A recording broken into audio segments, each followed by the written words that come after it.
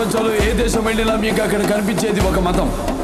ఈ దేశంలో ఎటు చూసినా మీకు కనిపించేది ఒక ధర్మం, సనాతన హైందవ ధర్మం.